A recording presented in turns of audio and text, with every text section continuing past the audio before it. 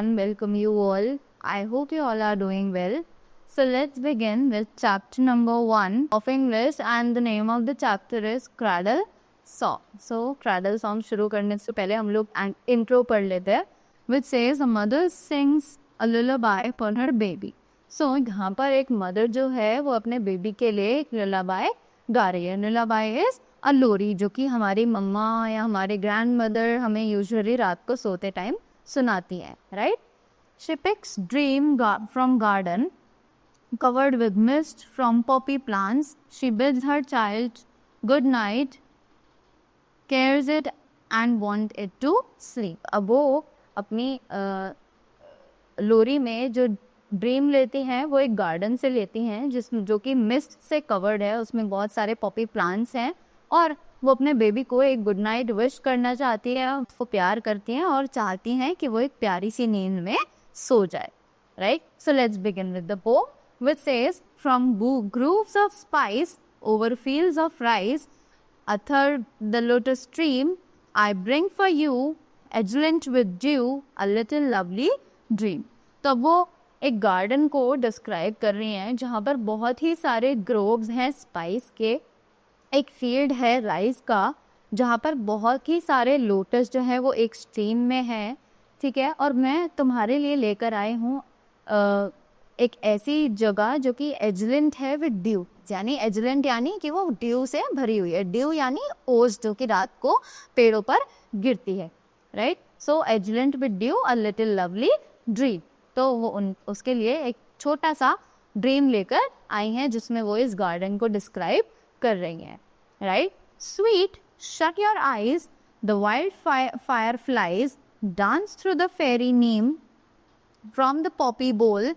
For you I stole a little lovely dream. So again वो उस garden को describe कर रही हैं. अगेन वो उस गार्डन को डिस्क्राइब कर रही है जिसमें वो बोलती है कि स्वीटी शट योर आइज, कि अपनी आइज बंद करो. The wild fire fly flies, ठीक है, कि अब अपनी आंखें बंद करके देखो कि गार्डन में जो फायर फ्लाइज हैं वो आराम से उड़ रही हैं.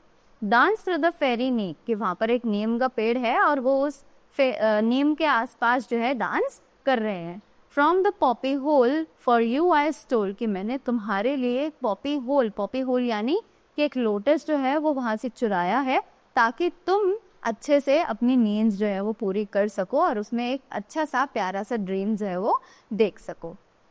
Dear eyes good night in golden light, कि जब लाइट जो है वो बंद करके चली जाती है तो वो बोलती है dear eyes good night in golden night. The stars around you gleam, on you I press with soft cares a little lovely dream. कि अब वो लाइट बंद करके उसकी बेबी की अपनी रूम की लाइट बंद करके जब जाती हैं तो वो उसकी आईज को एक गुड नाइट बोलती हैं, राइट. अब वो कहती हैं कि तुम इन स्टार्स की जो लाइट है उन्हीं को फील करो, right. With soft cares a little lovely dream. और फिर वो प्यार से उसके सिर पर हाथ फेरती हैं और वहाँ से उठकर चली जाती हैं कि अब तुम एक प्यारा सा ड्रीम देखो, राइट.